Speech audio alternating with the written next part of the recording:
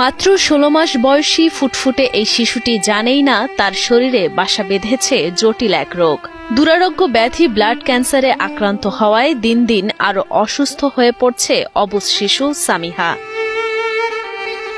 এমনকি শারীরিক অসুস্থতা বোধ হওয়ায় সামান্যতম হাসিও নেই তার মুখে।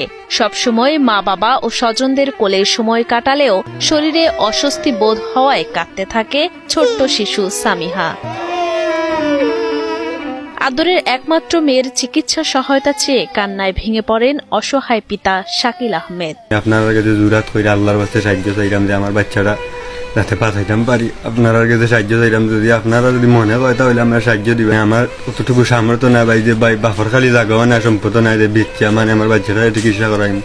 আপনার কাছে আল্লাহর কাছে চাইলাম ভিক্ষা আমার বাচ্চাটা বাঁচাইতাম পারি ভাই। সুনামগঞ্জের বড়ফলিরগাঁও গ্রামের মোহাম্মদ শাকিল আহমেদ ও সুলতানা বেগম দম্পতির সন্তান সামিহা। দিনমজুরের কাজ করে যা আয় হয় তা দিয়েই কোনো রকমে অভাবের সংসার চলছিল শাকিল আহমেদের। তবে শিশু সামিহার রোগের কথা জানার পর হাসি খুশি পরিবারটিতে নেমে আসে ঘোর অন্ধকার। কিছুদিন আগে হঠাৎ করে সামিহা অসুস্থ হয়ে পড়লে তাকে নেওয়া হয় সিলেটের ওসমানী মেডিকেল কলেজ হাসপাতালে। সে সময় পরিচিত জনদের কাছ থেকে আর্থিক সাহায্য নিয়ে পরীক্ষা নিরীক্ষা করা হলে রিপোর্টে জানা যায় সামিহা ব্লাড ক্যান্সারে আক্রান্ত।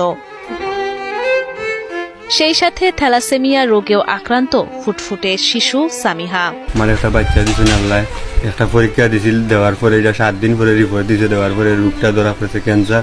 পরিবারের সবার সাথে খুনসুটিতে মেতে থাকা আদরের সন্তানের এমন কঠিন রোগ কোনোভাবেই মানতে পারছে না অসহায় পরিবারটি।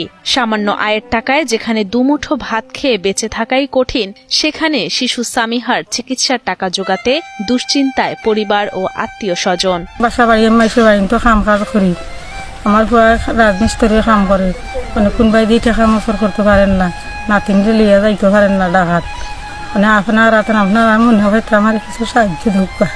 ব্লাড ক্যান্সারের চিকিৎসা অত্যন্ত দীর্ঘমেয়াদী এবং ব্যয়বহুল। তারপরও দ্রুত সামিহার চিকিৎসা করানোর পরামর্শ দিয়েছেন চিকিৎসক। ফুটফুটে শিশুটি সুস্থ জীবনে ফিরে আসুক সেই প্রত্যাশা করেন প্রতিবেশীরাও। সেজন্য শিশু সামিহাকে বাঁচাতে সরকার ও সমাজের বিত্তবানদের কাছে সহযোগিতা চান তারা। আমার পাশের বাড়ির একটা নাতিন ছোট, পয়সার কারণে চিকিৎসা করাইতে পারেন না। এরা তো আসলে গরিব অসহায় মানুষ, আমাদের পাশের বাড়ির মানুষেরা। কোনো দানশীল ব্যক্তি যদি কোনো দান খয়রাত করেন, এটা আসলে আল্লাহর এটার অনেক ভালো হইবা। এদিকে শিশু সামিহার চিকিৎসায় যতটুকু সম্ভব আর্থিক সহযোগিতা করা হবে বলে আশ্বাস দেন ছয়লা আফজালাবাদ ইউনিয়নের চেয়ারম্যান গয়াস আহমেদ। আমরা বলছি যে আমাদের তো ইউনিয়ন পরিষদের সীমিত আয়, এই সীমিত আয় থেকে আমরা যতদূর সম্ভব সহযোগিতা করব। সকলে এগিয়ে আসলে সুস্থ জীবন ফিরে পাবে 16 মাস বয়সী সামিহা, এমনটাই প্রত্যাশা সকলের।